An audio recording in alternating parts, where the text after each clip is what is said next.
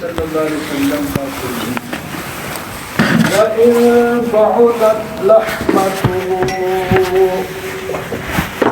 اگرچہ نسبی طور پر اس کا حضور کے ساتھ قریبی تعلق نہ ہو، دور کا تعلق ہو.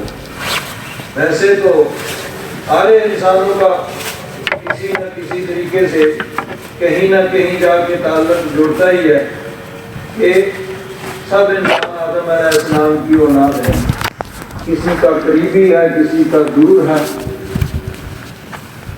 تو حضرت علی رضی اللہ تعالیٰ عنہ فرماتے ہیں کہ نبی کریم صلی اللہ علیہ وسلم کا قریبی وہ ہے جو اللہ تعالیٰ کی اطاعت اور فرما برداری کرے، حکم خداوندی پر چلے، اگرچہ اس کا نسبی طور پر دور کا تعلق ہے. وَإِنَّ عَدُوَّ مُحَمَّدٍ صلی اللہ علیہ وسلم من عصى اللہ، اور نبی کریم صلی اللہ علیہ وسلم کا دشمن وہ ہے جو اللہ تعالیٰ کا نافرمان ہے، اللہ تبارک و تعالیٰ کی نافرمانی کرتا ہے، اللہ رسول کے احکام کی خلاف ورزی کرتا ہے، شریعت مطہرہ کی پابندی نہیں کرتا، شریعت مطہرہ کی حدوں کو توڑتا ہے، وہ نبی کریم صلی اللہ علیہ وسلم کا دشمن ہے. وَإِن قَرُبَتْ قَرَابَتُهُ، اگرچہ اس کا رشتہ داری کے اعتبار سے، نسب کے اعتبار سے بڑا قریبی تعلق ہو. تو فرمایا کہ حضور کا قریبی پیارا وہ ہے جو اللہ کا مطیع اور فرما بردار ہے، چاہے نسب کے اعتبار سے وہ کتنا ہی دور کا تعلق ہو، اور وہ حضور کا دشمن ہے جو اللہ کا نافرمان ہے، چاہے وہ قریبی ہو. دیکھیے مکہ شریف میں جتنے بھی سرداران قریش تھے، سب کا کسی نہ کسی طریقے سے حضور کے ساتھ نسبی تعلق تھا. قریش قبیلہ ہے، اب قریش قبیلے کی آگے مختلف شاخیں، بنی ہاشم اور مختلف شاخیں.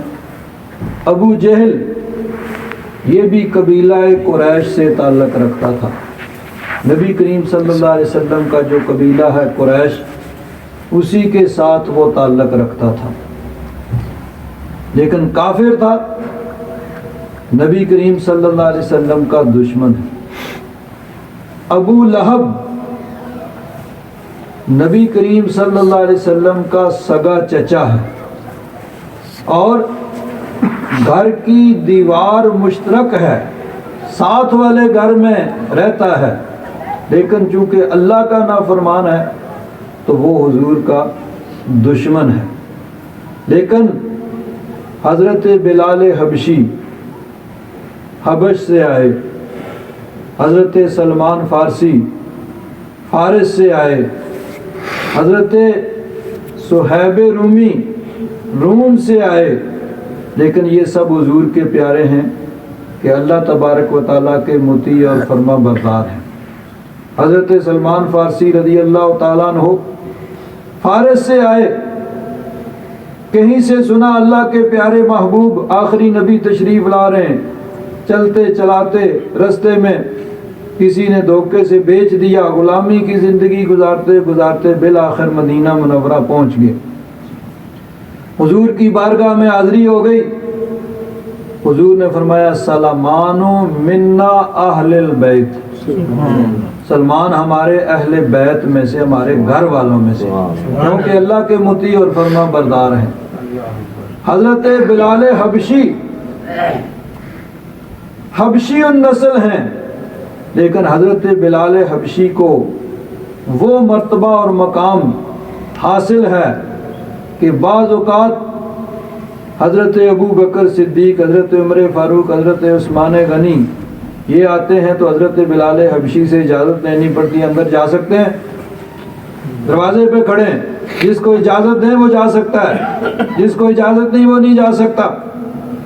تو حضور کی بارگاہ میں حاضر ہونے کے لیے بھی حضرت بلال حبشی سے اجازت لینا پڑتی ہے، پروانہ لینا پڑتا ہے۔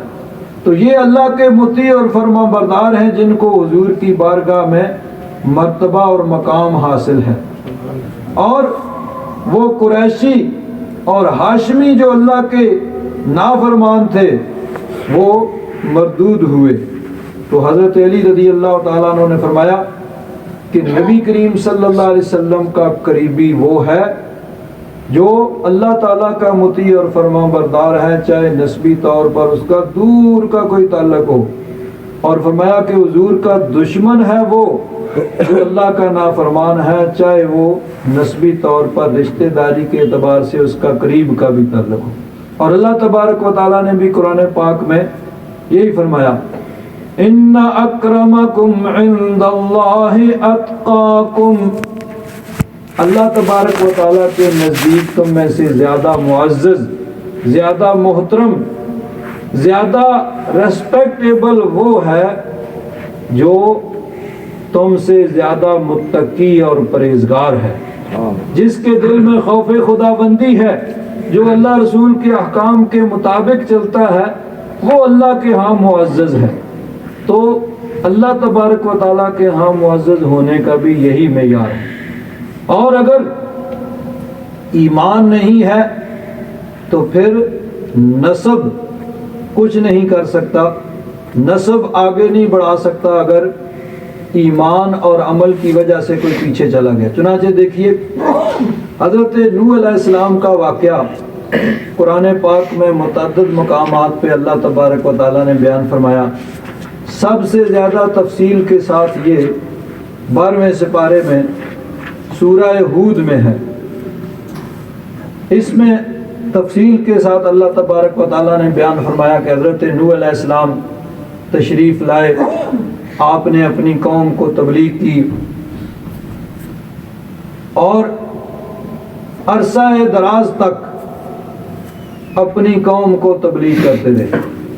فَلَبِثَ فِيهِمْ أَلْفَ سَنَةٍ إِلَّا 50 عاما، یعنی 950 سال، 50 کم 1000 سال تک آپ جو ہے ان میں رہے اور ان کو سمجھاتے رہے۔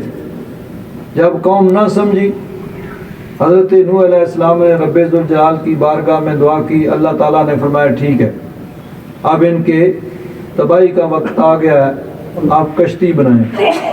حضرت نوح علیہ السلام نے کشتی بنائی اور کشتی جب تیار ہو گئی، اللہ تبارک و تعالیٰ نے حکم دیا کہ جو ماننے والے ہیں ان کو آپ کشتی میں سوار کر لیں۔ اور حضرت نوح علیہ السلام کے ماننے والوں میں زیادہ تر لوگ وہ تھے جن کو معاشرے میں حقیر سمجھا جاتا تھا۔ پہلی بات تو یہ ہے کہ 82 آدمی حضرت نوح علیہ السلام کی تبلیغ سے مسلمان ہوئے تھے۔ 950 سال تبلیغ فرمائی، تو اس کا مطلب یہ ہے کہ اوسطاً کوئی 11-12 سال کے بعد ایک آدمی ایمان قبول کرتا تھا۔ اگر 10 سال کے بعد ایک آدمی ایمان قبول کرتا تو پھر کم از کم 95 ہونے چاہیے تھے، 95 ہونے چاہیے تھے ایمان والے کے۔ 10 سال کے بعد ایک آدمی نے ایمان قبول کیا، 100 سال میں 10 ہو گئے، 950 سال میں 95 آدمی مسلمان ہو گئے۔ لیکن 950 سال میں 82 آدمی، مطلب ہے کہ 10 سال میں نہیں، 11, 12, 13 سال کے بعد ایک آدمی مسلمان ہوتا تھا۔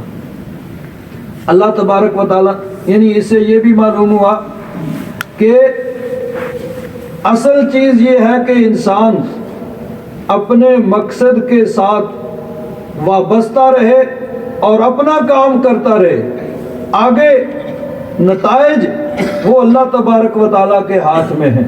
حضرت نوح علیہ السلام نے تبلیغ کے اندر کسی قسم کی کوئی کوتاہی نہیں کی، حتیٰ کہ حضرت نوح علیہ السلام خود عرض کرتے ہیں کہ یا رب ذوالجلال انی دعوت قومی لیلا و نہارا، دن رات محنت کی، نہ رات دیکھی نہ دن، نہ گرمی نہ سردی نہ دھوپ نہ بارش، ہر وقت جب بھی موقع ملا اپنی قوم کو تبلیغ کی. فلم یزدہم دعائی الا فرارا، تو مرض بڑھتا گیا جوں جوں دعا کی، جتنا میں نے بلایا اتنے یہ دور ہی بھاگے. تو مقصد یہ ہے کہ اپنا کام انسان پوری ذمہ داری کے ساتھ ادا کرے، آگے نتائج پیدا کرنا وہ رب ذوالجلال کے ہاتھ میں ہے. حضرت نوح علیہ السلام نے یہ نہیں کہا بھائی نہیں مانتے تو کھائیں خصموں، ہمیں کیا، نہیں، اپنا کام کرتے رہے، اللہ تبارک و تعالیٰ کا حکم پہنچاتے رہے. اب جب طوفان آیا اللہ تبارک و تعالیٰ نے حکم دیا، حتی اذا جاء امرنا وفارت النور، جب ہمارا حکم آیا تو کیا ہوا، ایک تنور جس کو ہماری زبان میں تندور کہتے ہیں، روٹیاں پکانے والا، اس میں سے پانی ابلنا شروع ہو گیا. اوپر سے بارش، نیچے سے زمین سے پانی ابل رہا ہے، اور اتنا پانی کہ اس نے سارے اس علاقے یا سارے روئے زمین کو گھیر لیا. اب اللہ تبارک و تعالیٰ نے فرمایا کہ بچے گا وہی جو کشتی میں سوار ہوگا. قُلْ نَحْمِلْ فِيهَا مِنْ كُلِّ زَوْجَيْنِ اثْنَيْنِ وَأَهْلَكَ إِلَّا مَنْ سَبَقَ عَلَيْهِ الْقَوْلُ وَمَنْ آمَنَ. اللہ تعالیٰ نے فرمایا کہ جانوروں کا بھی ایک جوڑا جوڑا لے لو، اور اپنے ماننے والے جو ہیں اہل و عیال جو بھی ایمان والے ہیں سب کو اس میں سوار. وَمَا آمَنَ مَعَهُ إِلَّا قَلِيلٌ، ایمان نہیں لائے تھے مگر تھوڑے سے لوگ تھے. وَقَالَ ارْكَبُوا فِيهَا بِسْمِ اللَّهِ مَجْرِيهَا وَمُرْسَاهَا إِنَّ رَبِّي لَغَفُورٌ رَحِيمٌ. حضرت نوح علیہ السلام نے فرمایا بھئی اس میں سوار ہو جاؤ، اللہ کے نام کے ساتھ ہی اس کا چلنا اور اس کا ٹھہرنا ہے، بے شک میرا رب بخشنے والا رحم فرمانے والا ہے. وَهِيَ تَجْرِي بِهِمْ فِي مَوْجٍ كَالْجِبَالِ، بڑی بڑی موجیں، پہاڑوں جیسی موجیں آ رہی ہیں پانی کی، اور یہ کشتی ان موجوں سے ٹکراتی ہوئی چل رہی ہے. اب اصل وہ بات آگے ہے جو میں آج کے اس موضوع سے جو متعلقہ ہے. وَنَادَى نُوحٌ ابْنَهُ وَكَانَ فِي مَعْزِلٍ يَا بُنَيَّ ارْكَب مَّعَنَا وَلَا تَكُن مَّعَ الْكَافِرِينَ. سبحان اللہ. حضرت نوح علیہ السلام کا ایک بیٹا تھا جس کا نام مفسرین نے کنعان لکھا ہے. کنعان اس کا نام تھا، اور یہ منافق تھا، یعنی اوپر سے حضرت نوح علیہ السلام کے ساتھ تھا، اندر سے کافروں سے ملا ہوا تھا، اور ان کا ہم نوا تھا، ان کا ہم نوالا ہم پیالہ تھا. تو وہ نہیں کشتی میں سوار ہوا، وہ الگ جا کے کھڑا ہو گیا. حضرت نوح علیہ السلام نے جب دیکھا کہ وہ دور کھڑا ہے تو آپ نے شفقت پدری، باپ کے دل میں جو بیٹے کے لیے ایک فطری طور پر محبت اللہ تبارک و تعالیٰ نے رکھی ہوئی ہے، اس محبت کے پیش نظر اسے فرمایا آجا تو بھی کشتی میں سوار ہو جا. وَنَادَى نُوحٌ ابْنَهُ وَكَانَ فِي مَعْزِلٍ، وہ الگ کھڑا تھا، اسے پکارا یا بنی ارکب معنا ولا تکن مع الکافرین. آپ نے فرمایا آجا بیٹا اس میں تو بیٹھ جا کشتی میں، کافروں کے ساتھ نہ ہو. پہلے تو تھا منافق، اب اس کا کفر کھل کے سامنے آتا ہے. قال سآوی الی جبل یعصمنی من الماء، اس نے کہا مجھے آپ کی کشتی کی ضرورت نہیں ہے، میں آپ کی کشتی میں سوار نہیں ہوتا، میں کسی پہاڑ کی پناہ لے لوں گا، پہاڑ کی چوٹی پہ چڑھ جاؤں گا جو مجھے اس طوفان سے، اس پانی سے بچا لے گی۔ قال لا عاصم اليوم من امر اللہ الا من رحم۔ حضرت نوح علیہ السلام نے فرمایا کہ آج اللہ کے حکم سے، اللہ کے عذاب سے کوئی بچانے والا نہیں ہے مگر جس پر اس کا کرم ہو، اور آج اس کا حکم اور اس کا فیصلہ یہی ہے کہ آج صرف وہی بچیں گے جو میرے ساتھ اس کشتی کے اندر سوار ہوں۔ حضرت نوح علیہ السلام نے تو پورا یعنی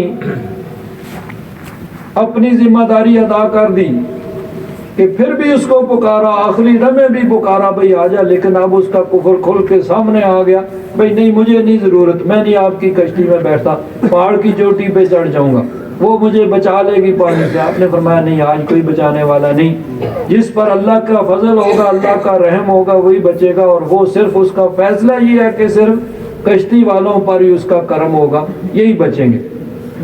جب یہ بات ہوئی اتنے میں وَحَالَ بَيْنَهُمَا الْمَوْجُ فَكَانَ مِنَ الْمُغْرَقِينَ۔ ایک موج آئی، پانی کی لہر آئی اور اس کو بہا کے لے گئی، فَكَانَ مِنَ الْمُغْرَقِينَ، ڈوبنے والوں میں، غرق ہونے والوں میں ہو گیا۔ وَقِيلَ يَا أَرْضُ ابْلَعِي مَاءَكِ وَيَا سَمَاءُ أَقْلِعِي۔ اب جب سب لوگ غرق ہو گئے، مفسرین نے لکھا ہے کہ 6 مہینے تک 150 دن حضرت نوح علیہ السلام کی کشتی جو ہے وہ اس پانی میں تیرتی رہی، خانہ کعبہ کے گرد وہ طواف کرتی رہی۔ پھر جب حکم الہی آیا تو جودی پہاڑ پہ جا کے وہ کشتی رکتی ہے اور حضرت نوح علیہ السلام وہاں اترتے ہیں۔ اب جب طوفان ختم ہو گیا، حضرت نوح علیہ السلام اللہ تبارک و تعالیٰ کی بارگاہ میں عرض کرتے ہیں، یعنی حکمت پوچھنے کی غرض سے اللہ تعالیٰ کی بارگاہ میں عرض کیا، وَنَادَى نُوحٌ رَبَّهُ فَقَالَ رَبِّ إِنَّ ابْنِي مِنْ أَهْلِي وَإِنَّ وَعْدَكَ الْحَقُّ وَأَنْتَ أَحْكَمُ الْحَاكِمِينَ۔ یا رب ذوالجلال، میرا بیٹا بھی میرے اہل میں سے تھا اور تیرا وعدہ بھی سچا ہے، تیرا وعدہ تھا کہ میرے اہل و عیال کو بچا لے گا، اور تو سب حاکموں سے بڑا حاکم ہے، یعنی اس کی وجہ، اس کی حکمت پوچھ رہے ہیں اس کے غرق ہونے کی۔ اللہ تبارک و تعالیٰ نے ارشاد فرمایا، قال یا نوح انہ لیس من اہلک، اے پیارے نوح علیہ السلام، وہ آپ کے اہل و عیال میں سے نہیں تھا، نسبی بیٹا ہونے کے باوجود آپ کے گھر والوں میں سے نہیں تھا، انہو عمل غیر صالح، اس کے کرتوت اچھے نہیں تھے، بظاہر یعنی خاندان نبوت سے تعلق رکھتا تھا، آپ کا بیٹا تھا، لیکن کرتوت اس کے اچھے نہیں تھے، کافروں کے ساتھ ملا ہوا تھا، ان کا ہم نوالا ہم پیالہ ان کے عقائد کا حامل تھا، اس لیے انہو لیس من اہلک، بیٹا ہونے کے باوجود وہ آپ کے ساتھ اس کا کوئی تعلق نہیں ہے۔ فلا تسألنی ما لیس لک بہ علم انی اعظک ان تکون من الجاہلین۔ اللہ تعالیٰ نے فرمایا کہ پیارے نوح اس کے بارے میں مجھ سے کوئی سوال نہ کرو۔ حضرت نوح علیہ السلام اللہ تبارک و تعالیٰ کی بارگاہ میں عرض کرتے ہیں، رب انی اعوذ بک ان اسألک ما لیس لی بہ علم وَإِلَّا تَغْفِرْ لِي وَتَرْحَمْنِي أَكُن مِّنَ الْخَاسِرِينَ۔ یا رب ذوالجلال، تو ہی اپنی باتوں کی حکمتوں کو جانتا ہے، جو کچھ میں نے تیری بارگاہ میں عرض کیا اس سے بھی میں تیری پناہ میں آتا ہوں، تیری بارگاہ میں توبہ و استغفار کرتا ہوں۔ حضرت حضور ضیاء الامت پیر کرم شاہ صاحب رحمۃ اللہ تعالیٰ علیہ اس کی تفسیر کے اندر لکھتے ہیں، معلوم ہوا کہ اللہ تبارک و تعالیٰ کے نزدیک مقبولیت کا سبب صرف کسی نیک اور بزرگ کی اولاد ہونا نہیں بلکہ ایمان اور عمل صالح ہے۔ یعنی ایمان اور نیک اعمال یہ چیز ہے جو اللہ تبارک و تعالیٰ کا مقرب بناتی ہے، اللہ تبارک و تعالیٰ کا قرب، اور اللہ تبارک و تعالیٰ کی بارگاہ میں جو درجہ مرتبہ ملتا ہے وہ ایمان اور عمل صالح نیک اعمال کی وجہ سے ملتا ہے۔ اگر کوئی نعمت ایمان سے محروم ہے تو اس کو کسی بزرگ باپ کا بیٹا ہونا کوئی فائدہ نہ دے گا، ہاں وہ باپ نوح علیہ السلام جیسا عظیم المرتبت نبی ہو، یعنی اللہ کے عظیم نبی حضرت نوح علیہ السلام کا بیٹا ہے لیکن نعمت ایمان سے محروم ہے تو اللہ تبارک و تعالیٰ کی بارگاہ سے وہ مردود قرار دے دیا گیا۔ آگے فرماتے ہیں، اللہ تبارک و تعالیٰ کے نزدیک نجات اور ترقی اور درجات کا دار و مدار ایمان اور عمل صالح پر ہے، جس کی موت کفر پر ہوئی اس کے لیے بخشش نہیں۔ یعنی بخشش کے لیے ایمان دار ہونا اور عمل صالح کا ہونا ضروری ہے۔ صرف کسی بزرگ کی اولاد اسی کو پکڑ کے آدمی بیٹھ جائے اور ایمان اور عمل صالح سے صرف نظر کر لے تو وہ اس کو کوئی فائدہ نہیں دے گا۔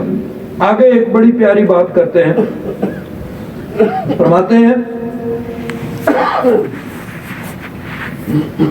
کہ بعض لوگ ایسے واقعات کو پڑھ کے بزرگان دین پر طعن و تشنیع کرتے ہیں، کہتے ہیں کہ انبیاء کرام کوئی فائدہ نہیں پہنچا سکتے۔ انبیاء کرام فائدہ پہنچاتے ہیں، کیوں نہیں فائدہ پہنچا سکتے؟ سب کو فائدہ پہنچائیں گے، لیکن اللہ تبارک و تعالیٰ کی مرضی، رب کی رضا، رب کی تقدیر کے ساتھ میدان محشر میں کیا ہوگا؟ 50,000 سال کا دن ہوگا، آدھا دن یعنی 25,000 سال، 25,000 ایئرز، 25,000 سال گزر جائیں گے، ابھی سوال جواب بھی نہیں شروع ہوئے، حساب کتاب بھی نہیں شروع ہوا۔ سب لوگ کہیں گے بھئی چلو کسی سے سفارش کریں، طویل حدیث ہے، حضرت آدم علیہ السلام، نوح علیہ السلام، ابراہیم علیہ السلام، موسیٰ علیہ السلام، عیسیٰ علیہ السلام ہوتے ہوتے نبی کریم صلی اللہ علیہ وسلم کی بارگاہ میں آئیں گے۔ باقی سارے نبی نفسی نفسی کہیں گے، آج ہمیں اپنی پڑی ہوئی ہے۔ حضور فرمائیں گے آنا لہا، ہاں میں نے یہ کرنا ہے، اور پھر حضور کی بارگاہ سے مشکل کشائی ہوگی تو اللہ کے پیارے مشکل کشائی کریں گے، لیکن رب کی رضا، رب کی تقدیر اور رب کی مرضی کے مطابق۔ تو اللہ والوں سے فائدہ پہنچتا ہے لیکن رب کی رضا اور مرضی، اور اس کے لیے فائدہ ان کو سے ہی پہنچے گا جو ایمان اور عمل صالح کے ساتھ مزین ہوں گے۔ تو ان واقعات سے اللہ والوں کی شان کا انکار کرنا یہ بھی درست نہیں ہے۔